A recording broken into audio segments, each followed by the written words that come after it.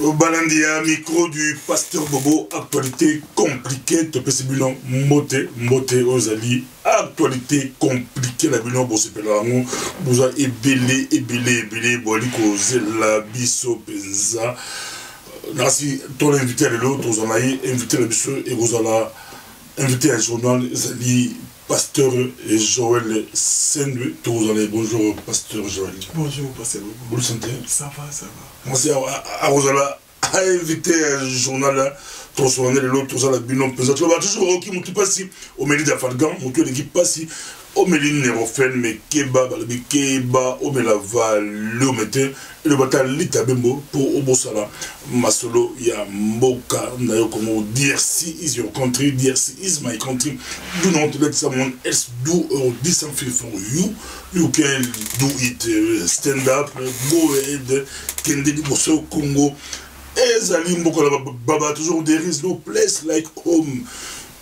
On est mieux que chez soi. Les Kambama Beli, Mboka na yo, Ezali Mboka na yo, mais Mboka na biso, et comme Mboka Masolo, Mboka na biso, sous occupation, de Tobagi, Tosengi, Congolais, tout le monde, tout Simba Ngombe la Maseke, tout Simba Ngombe la Maseke, tout Simba na Mokilate, mais notre classe politique, Bali Simba na Mokila, et le Sala Passi na Mokila, Bakangi quand même, na Mokilango, Allez Kima, et le ça dégâts na ndenge moko ya ko sa kanate na basangola biso to ke bana moko wala une nasi likambo ya bakaski bleu bakufaki et le ça la passi bakufi comment les questions c'est en tout cas pour la presse africaine on en parle, la presse internationale baliba qui a tué, c'était comment, et ça la Guinée, beaucoup de questions c'est posé, tout le monde les assaillants sont entrés sans être inquiétés de ma côté de la bango, sans être inquiétés. Parce qu'ils portaient la tenue des militaires congolais de Batamba et Rokota, Balatagi, tenue, il y avait militaires congolais. Sur la presse africaine, se pose la question. Comment va débattre, Nalo Bango Kima, Ouganda, Bazu Congo, Bazarière, pour passer la action en Ouganda.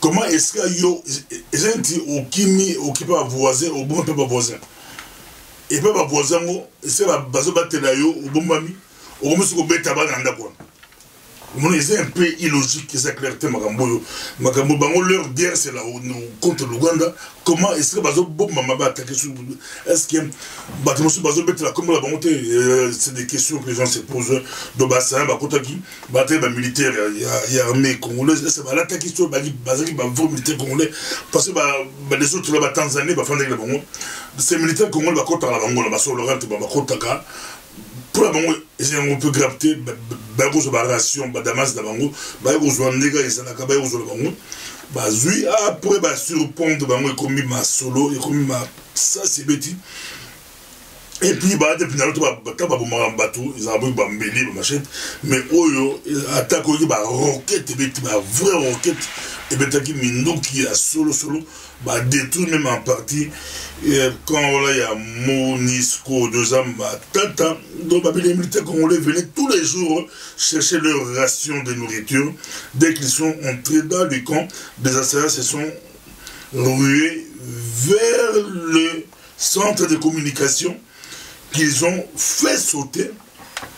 Ils savaient visiblement exactement où tout s'est trouvé. Pourquoi les vrais soldats congolais ne sont-ils pas venus chercher leur ration ce jeudi? Pourquoi pas militaire, pourquoi pas vrai militaire congolais a quitté? En tout cas, la presse, il y a des gens qui a tué. Est-ce qu'il y a des gens Kabila safety Abo Kende, Osaba Jonaye, pour attirer la pouvoir? En tout cas, beaucoup de questions et se posent. Il y a un peu de témoignages na Kinshasa de Gomogo, contre la banque la Kinshasa, Babango, Bakote Bango, mais Bamidon Bati Bakagol, Bakundako, Bata Bakagol, Bazoï Babiloko, Bali Baza TV Moramunel. Moko MC bongo a peu Kagoul, MC bongo te bozo oyote pour oyo sala raté bozo okuna zoga bakonda ba ki voix cousin daki cousin ndeko famille a coopérer na ba mibi ba ko iba ba ti ba kagola abosani ke ala kagola abosani ke vola iba epi yango alobi bozo te volonté pour te voler ça la raté do aibi ndako bien ndako la famille ndako la bango aibi yango bien akumi mi biba ko iba do bato ba bomi ba toyo eza pesa clarté ezali clarté na ndenge moko ya ko sakana tena si so l'observateur ya Burkina Faso bango balobi c'est que le chef de l'État a organisé une élection.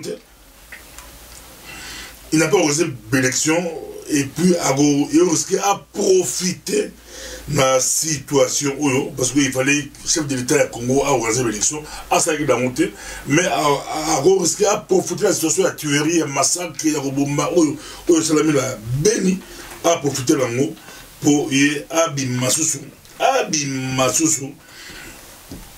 Le grand qui a poussé à tirer la pouvoir. Donc, les clarté, mais ça peut mêler, les autres qui l'écoutent à Kabila, mais ça peut mêler, les autres qui l'écoutent à Kabila, mais c'est aussi une enquête internationale, enquête neutre, enquête salama. Mais parce qu'il y a un bon hommage à Beni, et puis, nous autres, et qui est déjà dans Mboka Labango, na Tanzanie. D'autres disent qu'il y a du conflit entre les Rwandais et les Tanzaniens. Il fallait que les Tanzaniens, les Rwandais frapper les Tanzaniens et les Congo pour récupérer Masolo. Beaucoup d'hypothèses, il y a Masolo.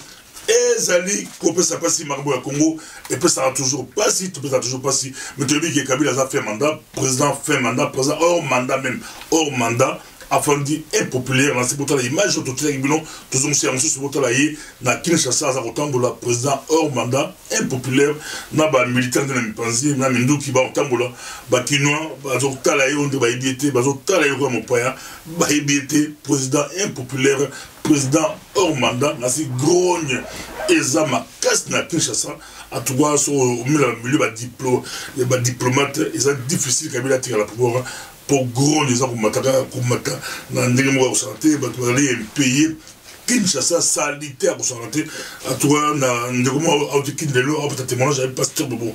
Même les bosseux, il y a bureau qui m'ont salité grave, qui n'est comme la salité mort santé.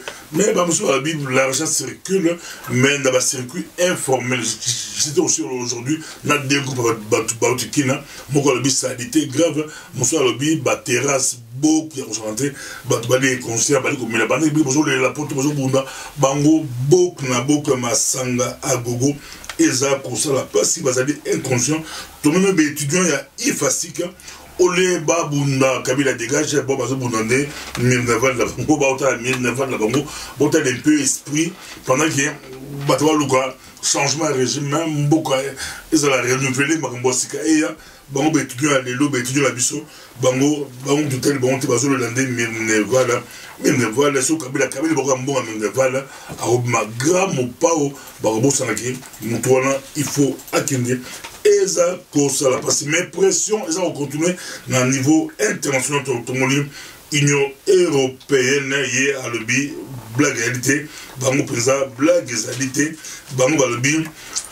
D'abord, prolonger des 12 mois encore la sanction contre l'officiel congolais, exiger libération de tous les prisonniers politiques de tout le monde appliqué à Saint-Sylvestre, libérer les prisonniers politiques et puis fin des poursuites judiciaires contre les phrases on les a beaucoup plus en faveur de Moïse Katumbi de l'Union européenne, la pression, Atika Moïse Katumbi a quitté la Congo, a participé à l'élection, et puis Bango, dans la fin des duplications, il y a un parti politique, Kabila stratégie, Kabila Beta, il y a duplication, double, donc Soyo Sali, micro du pasteur Bobo, il n'y a pas Sali, micro du pasteur Bobo, Soyo Sali, UDPS, Sali, UDPS, Nayo Sali, chaque parti tout politique, au MLC, au UNC, parti politique, soit Beta,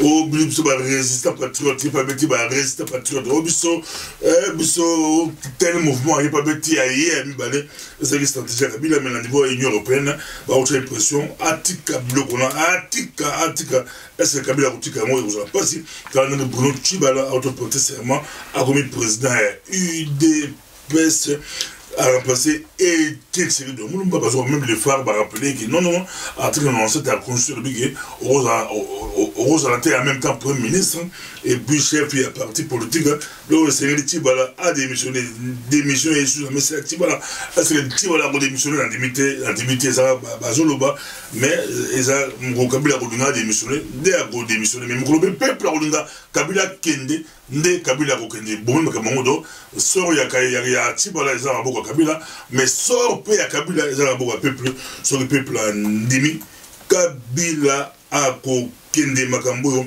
ezali kosala pasi na ndenge moko ya kosakana te makambo ya mboka la biso Congo ele kosala pasi ba député la biso babimaki bakendaki kosala mambobulu na Sénat basali mambobulu ba moi batubili balandaki bango moi batukami balandaki bango basalaki moi mobulu melikama ko kamo Kamere ba député na ye ba kité makambo yo Vital Kamere et ba député na ye ba kité est-ce que Vital Kamere a déjà préparé l'élection à une distance na ba rassemblement kala ba te belé ba ko tayi doute mais à kota quand même masolango eza compliqué ba monsieur ba bi Cameroun tant ba n'est pas niki ba bondole Cameroun ba bi Cameroun ko changer te pardon Cameroun yambala oyo zonga moto ba bi kala sima ozonga moto quand de ba monsieur ba yemba zonga moto mais Cameroun dans zonga moto te mal lobi bakamwe bango to a député a posé bakendaki ko na Sénat bo ba telemela likambo ya loi électorale oyo fallait et na Sénat mais ba député à Cameroun atamokote mais ba pele ya mobilisation et manifestation ya Cameroun au komona bangote ba bazaïba au komona bangote ba le kotike lango ba fayulu na ba Félix Tshisekedi makambo eza compliqué notre classe politique ezali black te awadja ba nanga sa pesi montant budget na 432 millions de dollars américains pour assurer les 3 élections provinciales, législatives et puis présidentielles le 23 décembre 2018 au Djabas sur le 23 novembre 2018 on peut passer le 23 décembre depuis qu'il y a avant Noël. Donc le 23 décembre 2018 on peut bailler bisti bango ba mataba kita ezala c'est gouvernement la responsabilité à gouvernement na ba seli bango ne faut pas organiser l'élection pour ba parce que ba contrainte financière politique ou quoi makambo eza ko sala pasi makambo ya Congo sala pasi makambo ya Congo sala pasi na ndenge moko ya ko salante na sala pasteur Joël Saint de toujours là tout sur la présidence il y a beaucoup plus de cambo Italie méga manifestation où elle s'est préparée na Belgique mais avant tout la méga manifestation donc on s'est fait là au commenter un peu actualité mon qui est maintenant la dossier Union européenne aux juristes aux amonteurs Mibeko Union européenne après si Totangi Marmolemisa tout bâti awa bon c'est la libération à tous les prisonniers politiques il faut Kabila libérer bango Kabila telo nga ko libérer bango té et fin des procédures judiciaires à la contre opposant oui bien moi beaucoup plus ba visa Moïse Katoumi et puis la fin des duplications n'a pas seulement je sais aux Hollandais à quel jeu joue l'Union européenne. Merci beaucoup Pasteur Bobo. Je pense que Makambo lobby est très délicat que tout l'andelango madame pour même au Union européenne le lobby et c'est le quoi que ça et le bamité Pasteur Bobo pour libération même il y a ba opposants politiques au bazar même na ba prison même ba to bazar libanda ba mettre fin na ba poursuite na bango et ça Makambo yo et ça les ce sont des désidérata qui ont été arrêtés depuis même bah dialogue n'a pas concertation sans Malambo Cannabiso mais rien n'a été concrètement réalisé. Pour vous dire simplement que Eza Makambo, l'Union européenne a le banaye, mais sur le terrain pratiquement, Eza Makambo, Eza na moi Kokosopo et Kokisama pour déjà volonté politique. Il y a bateau et Sengeliba a compris Rango, Ezalité, il y a mis balai, ceux qui zongi Sima, même accord dont ils font allusion de la Saint-Sylvestre, Papa Bobo, c'est qu'on l'a dit comme on a, ndeko lenganko, il va dire ça, muto, baché na bisiko et sengeli, a s'occuper na suivi, il y a ba accord wana. Est-ce que na le lenge autovandi lelo, et là on est sa sali pour baye bakoloba, o baloba qui que pas mettre fin à ba poursuite na politique l'écolo, il y a des cognosos, il y a des acteurs politiques, il y a des prison, il n'y a rien. Moi, je pense que l'Union européenne, azo kosala na ye politique oyo mutaza na pota ole bo soigner pota mais bozo so kaka kisi bozo batala likolo kisi bozo batala likolo ole ya koskola na pota. Parce que dans un passage je vais dans la géopolitique tout sur le président rafi nous avons tout président aux juristes on a appelé de communauté internationale relation internationale totale la Syrie bacha président bango El Bachar bacha grand lumbe là niveau au santé lumbe on a au tout Kabila azui atako de moitié lumbe kazo kende baboye balobi c'est fini mais le lo yona atikali juma kasi après la Syrie, est-ce que pression à Kabila est plus à ma capacité? Je me dis que Kabila a pression est suffisant. Mais là, c'est la comparaison entre Syrie et Congo. Il y a déjà deux choses, Papa Bobo, Oyo, et Zandeng de mon côté. On ne peut pas déjà comparer les comparables. Syrie, Sima, il y a un président syrien, il a la tête moromi balé à ma casse. Oh, bah, il y a là, au moins, moi, je suis là. Keba Mama Lazara Sima. Le président syrien est soutenu par le président russe Poutine na Chine. Donc ils ont pas puissance au lélo. Kabila a l'appui à Chine. Kabila a l'appui mon côté. Il y a niveau Oyo président syrien. Attends, je dis pas que non comme pour Syrie président Tikal n'a pas côté là. C'est quoi ils ont mon côté mais là où Nazo Kolingala comprend question de président Malamou.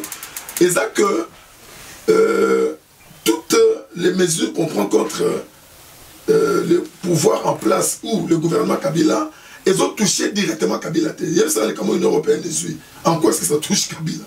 En rien. Quand tout autre, la communauté internationale et c'est là qui, à l'encontre, il y a le président Bachir, et ça qui va mesure beaucoup draconienne Makassi. Mais il y a que ça lié contrepoids et ça va appuyer au Mibalé dans le lobby. Kabila n'a aucun appui de cette envergure-là. Si aujourd'hui, il y a vraiment des sanctions qui visent vraiment personnellement Kabila, je pense que Kabila ne tiendra pas. Parce que je me mets dans la sur la présence d'actualité compliquée. Bon, la Burundi, tout le monde est corrosé, le la Fadina de Komoro, total, la Burundi, la course, c'est ma vélo. Course, c'est ma vélo à l'aise, la Burundi, la Bujumbura, de Guarabia, Mindele Bandoki, Babam Serimso, sur corrosé, c'est fini. Il y a un Bourane, on dirait qui m'écoute, dit ma course, c'est ma vélo, et aussi ma Kimia. Au Gol Balini, c'est Kabila peut autant attaquer, mais papa, pasteur Bobo, il faut l'élo, tout le babo solo. Il y a ça va commander pour solo papa parce que l'élo oyo, il n'y a rien au Ecobank Sakabila. Ce qui peuple était attelé. Communauté internationale, au banani, bon c'est le communauté.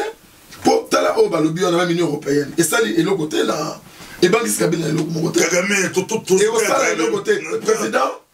Kagame le n'a pas Kagame yon a beti pe ba mande silaki abakisi manda pe ya lokuto ya skit ba mutu ba américain to sepelité européen to sepelité mais Kagame yon a comme président Union africaine communauté so yo bila yeza peuple ndaza ma ezaka peuple parce que bobo na kolobelo ko moko oyo ezana yukate na mutu menga moko kala na ndenge to ça va ça na poto à part wana to encadraka bana to ça ko encadrer bana bazala ki ko sala mobulu na mboko et na tango na bande église a ezaki na bana bazaki penza mobulu na babande to ida bango to insérer to zonga sabanga na kati ya société to zonga sabanga na nzela na solo là na commissaire moko dont j'étais le nom abisenga lobi tu vois ces phénomènes là de bandes le jour où ça va toucher nos enfants c'est là que vous allez voir. Nous allons nous lever.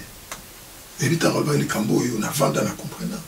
Parce que Bobo, ceux qui bazali kotia na bango mbela te na makambo wana mbesete ça pour ça comme on a tous bana biso bazali koboka na bango lelo oyo Union européenne sanction nyonso bazosala même ya libanda il suffisait locomoter la Kabila, les autres qui étaient Kabila te, les présidents burundais la même chose, les gens ils ont parlé mais qu'est-ce qu'ils ont fait de concret? Français bakendaki lelo tant balobaki que balingi kimia neutraliser Gbagbo. On a vu ce qui s'est passé. Aucune force lelo européenne, il y a la Union européenne, la communauté internationale, yango lelo politicien bakosa bisoté, c'est le peuple, pasteur Bobo, qui a le dernier mot, la dernière parole. Le peuple a télémité lelo, c'est fini, on restera toujours comme on est là. Donc Kabila a leur profil idéal. Tout se comprendre. Aujourd'hui, pasteur Joël a diplômé, et pas Mindele Babo est diplômé. Pasteur Bobo a diplômé, et pas Mindele Babo est diplômé. Autant que ça, autant que la diplômé, Banini, Babo est Bango. Mais Bango, Bazum, petit la Bango, a la profil idéal, par exemple. Biso, to baye, to lembi, par exemple, Bakomole, to Baboy. Mais Bango a profil idéal. Mindele, Bango, nul. Bon, de pas tout papa, bon, le Congolais, bon, vrai Congolais. Nul, Bololais, pour moi, ça va arrêter. Bololais à Congolais à Zali, mais parce qu'on a gagné sur le mot pour tout ce kende. Pour tout, on a besoin d'analogique là-bas. On a besoin de analogique, on a, mais, n'a dit que Batou, Mingi, même na Congo, Baglandaka, Miko du pasteur Bobo, puis la Ngibo, il sera Batou. Tant Oyo, exactement, tous les gâtés politiciens, tout le monde aya, gouverner biso communauté internationale. Problème est ça, Bango ba yebi, ba intérêt na Bango. Au moment où pasteur Bobo, même les lots Batubalobaka, départ, il y a Mobutu, les gens parlent, Afdel, c'était communauté internationale, Bango qui a intérêt na Bango, et ça qui menacé. C'était quoi? C'était la vente de l'uranium. Il faut qu'on dise les choses. Ce qui est qui en côté, Mobutu a Kendete, et ça pourtant ba moni que ba général Mobutu ba comme côté uranium na Iran. C'était dangereux. L'Amérique s'est levée, c'est comme ça. Tant que la communauté internationale bazo comme on a intérêt d'avoir des menacés, c'était pasteur Bobo, Makamba Congo et Tali Bangote. Bagoya, ba moni muto dans la profil wana nenga zaku na vandi, ils vont les laisser. Bon, c'est le côté na Burundi, qu'est-ce qu'ils vont faire? Rien du tout. Na Congo pe le côté. Et l'autre côté nango pasteur, bala les sabiso pongite, congolais, alanda politicien, a tellement a soit venu en charge, totalement ceux qui mbokango. Ba aussi les sabiso, mais totalement qui pour na kubunda la tina mboka. Ba le monde ba sendo, ba kufa pa na mboka ona. Est-ce que mbokango kufa te? Tu rappelles que les petits-fils à Sendo bateau babunda, mais c'est la table ronde. Ah, c'est là que les tables rondes. Oh, mais passez Bobo. Voilà beaucoup de l'histoire. C'est un des bateaux, Bayaki, même la table ronde, Awa, Oba Bundi pour la natina indépendance. Et puis. Donc, on a eu à côté de la table ronde. À côté de la table ronde. Comme papa, Namukanda, on a Koma, ils ont la Kati. Et Lelo, province, il y a Katanga, ce qui Lelo, et Tikala, na Congo. Et ça va tout, on a basé le babunda, bandima, bamakina, bametanga, na tina nango. Et c'est que c'est mon cousin là, pasteur, je vais mettre tout le bénéfice comme une méga manifestation que c'est possible comme ça 100 000, 200 000 Congolais dans les rues de Bruxelles, Paris, Londres. Et c'est possible, tout le monde, tout le monde, tout mal préparé. Bissomoro, méga manifestation, il y a Bissomoro Congolais, il y a Bissomoro Congolais. Dans le bill le 16, samedi ou le 16 à Bruxelles, tout le monde a tombé de Bever, il y a pris la tombée, mais il y a Ezel, tout le Congolais, tout le Congolais, tout le monde, porte sur le rentre Bisso, et tout le monde, la stratégie, tout sur le là, Babingango, réunion. Il y a méga manifestation à Londres, à Paris, à Rotterdam, à Hollande, à Amsterdam, à partout, Wapi,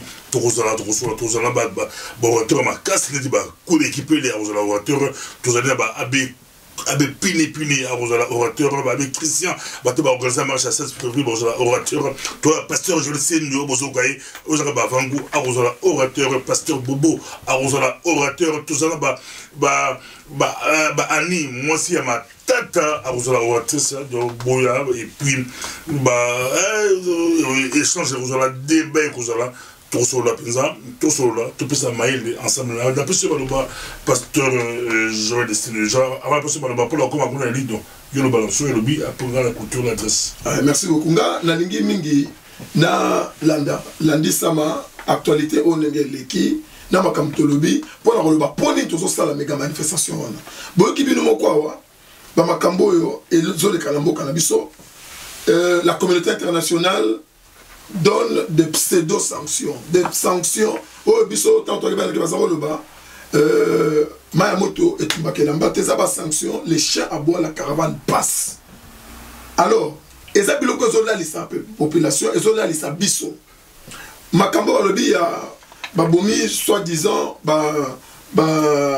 tu ya Monisco na mboka na biso. Oh, et ça li tolé par-ci par-là. Et ça moko ya makambu. Oh yo lelo biso so ngo sala méga pour la nini. Parce que Bobo, les gens doivent se poser deux questions. Pourquoi est-ce qu'on s'est pris seulement à ces casques bleus? Et quelles ont été les motivations qui ont fait que ces gens-là puissent le faire? Est-ce que ils ont un règlement de quantité pour tout yebi? Batouana baza, makambebe pe basala kanambo kanabiso, ou est-ce que malamu te batu balu barate? Basala kabanko, tout la voiture tout basala makambo ebele. Est-ce que ils ont batu morote, bazongi po, bazongi c'est la bango makambo basala kameba latengo na bilamba ya armée na biso. Tu évite passer bobo makambo ezo salama et salama déjà. Ngana ya kalapa na yo awa na lobela ko makambo na ba année 60. Monique. Bazalo benga ole wana Monique. Ba Ghanéens de Bazaki Ming. Ils ont fait aussi ces choses là même na Katanga. Parce qu'on soit basé à Batou, qu'on boucle à Babylone, qu'on Batou, qu'on sale encore, sous prétexte il y a humanité diplomatique. Est-ce que Makambo yo, ils ont sonné d'alarme haute, ils ont bête appelé les lots, pour la kolakisa, que ral bolo, les Congolais bazanango, na bateau Monisco Makambazo sala, tout éviter. Mais c'est que nous devons, papa, les lots, bande konabiso o bazanamboka. Pourquoi tu lingi méga manifestation? Tu moni que peuple yemoko kaka. Mouta kosote aux politiciens, mouta kosote aux ceux qui yo télémité, ceux qui ngana télémité, changement aux alangote au vanda kaka. Papa moko dinangai, pasteur, bino batanzami bola les sabiso, bokomi biso, bokomi sibiso nyo solongo la basi, basaka na biso. Ceux qui toza basi, malam basaka na biso bongo, ceux qui toza pena mibali, yango biso tolobi, tout ça nanu méga manifestation, tolingi kokena ngomba ngomba mais tout ça là que tous les Congolais soient imprégnés de l'idée. Tout tamboulé belé pour épaisse impulsion. Na bino boza na mboka kuna pour finalité za na mboka kuna. Solution na biso za na mboka telema ko tambula. Solution na biso zali ko telema ko tambula. Soki idéologie ne koti biso te ko za passe. Makambo eleki na mboka na so s'adresser pour batoué batuni bozo sala méga manifestation les amakambo et salama na mte. O salama na mboka na biso awa. Ils ont la marche partisane. Ils ont la marche, il y a des politiciens. Où ils ont marche, il y a des politiciens. Où ils ont marche, il y a des filles, il y a des fils, il y a Congo. Où balingi mboka la bango et bongwana, mboka la bango et kangwana. Yango balobi, tout ce bon sang malembe. Tout ça qui na Paris, lobi les tout ça qui na Rotterdam, tout ça quand même yopé congolosa wapi olingi kota na ido ya méga manifestation. Numéro à passer pour Zali, boya les 16 oyo tozali na Strombeck pour la présentation ya idée. Tu es bien nous date te ya marche, tu es bien tozo linga biso na bino yango boya bota la idée wana. Et ça pourquoi méga manifestation? Pourquoi pe finalité nango zani na mboka pe ba retomber nango eza ndenge nini? Yango na lingi ndeko moi c'est ton mobali yo oza na besoin Congo mbongwana. Tolongo la mael na biso ba politicien, tolongo la mael na biso na ba démagogue. To kota siko biso moko to telema yo ko telema pona mboka no ngape na kote na pona mboka nanga ye wana pe loba na ya kote na pona mboka ne makambe bongo. Merci beaucoup pasteur Joël Nancy au petit poste na mela moi mai natika tout à fait mais moi mai au petit moment espoir que sont de belé to faire bouger les choses les en début sont le bon d'abord on te surtout lundi bango to risquer tout le monde a Bachar Atikali, Kourouzi Atikali, Bakagame Bazali, tout le monde a Kabila ko ti lelo akwa ko lobate ga ozate de bazo bon de ko ba oti pression lo baga ko ozate a le ga ko lobate pour azomola ba Syrie azomola amola ko uziza azomola mola mais peuple né a sur ça Kabila adresse à l'IGA pour ko ba aux 833 de la gare du Midi ou aux gens la Roger aux gens la ou la gare du Nord bon 33 na esplanade la direction esplanade au la terminus au Kiti au Betika Makolo tout le cas centre que tout Makolo ça mon tout pas cité la Babi le gouverneur de la Chopo RDC M. Constant Lomata avait quitté la France en 2009 sous liberté provisoire. Tout le monde fait news, tout le monde lit tout en bâtiment pour la interrogation. Donc il y a la poto Keba Mamoussa, la poto Mamoto ça la Keba pour il a dans la lobby il y a un petit magasin aux obènes d'amour olosomba oyibi olofutatike ofraude ba contravention balil lobby yondo obengami okamba mboka ba kocha ministre de transport ba miselo talent de kola abeta banguma tellement to que moi boté ministre de transportalité uza mo bulu na ndenge moko ya conservateur ezalaki biko passer votre profiter kaka to souhaiter bon anniversaire na apôtre Daniel Musumbu Kofi na Londres il y a aussi 60 ans Monsieur Dani moko ya ba bunde biambo la Congo moko ya 4 messagers a yazo message ya Congo to aboza deuxième fois to rappeler anniversaire na to passer en direct mais to passer un peu la en tout cas apôtre Dani pasteur ya ba messager apôtre ya ba messager moko ba 4 messagers to tomber le président bon anniversaire 60 ans Nzamba Pambola yo après ça sur mingi to bi mikolo ozo préparer 40e anniversaire du ministère des messagers na Kinshasa et rejoindre le 18 août 78 to pesio mayele Nzamba pesio sagesse na pesio nyoso to Pambola pe madame Nayo Adèle Mami Musumbu Mami Musumbu Yepe Azumutuna Pepe Kibala frère Pepe Kibala peut fêter 60 ans à Londres to pesi bambote belé frère qui Pepe Kibala moyebi monene ya Nzambe na stoyamba okala na micro du pasteur Bobo to likozela yo frère Pepe Nzambe a Pambola yo a pesa susmingi a Pambola pe madame na yo to yamba bino awa na busen na studio awa na to yamba yo awa le siko to pesa so mbote to susikala 70 maman passe maman a velida to zala kuna bo so estrona maman passe ezalaki opesi mbo a boy batu ba otoki belé bana na ba otoki belé batu ba otoki na ba Zef Zabo ya otoki na Canada azaki na biso na Belgique to laki na ba Richard ba otoki ba Londres ba Coco ba otoki ba Londres ba Patrick na Belgique batu ba belé famille ba Bijou ba Lani ba Didi batu ba belé en tout cas 70 ans ça se fait ton même il nansi il maman ma pas ça il a si maman pas avelida azaki même ndeko ya maman Mobutu maman Antoinette Mobutu na fête naie bala pia Mobutu bayaki ko honorer tante na bango c'est une très belle fête mais que passer vous avez invité et c'est la mort reportage bodo suis extraordinaire il y a anniversaire maman parce qu'il y a eu tu belé pour l'anga pourquoi na saidini aussi aux maman malam abika nza de merci après ça nza de merci balebi aux maman ya batu nyoso maman malam odingara batu osungara batu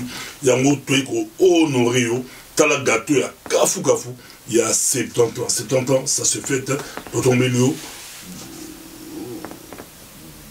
bon anniversaire.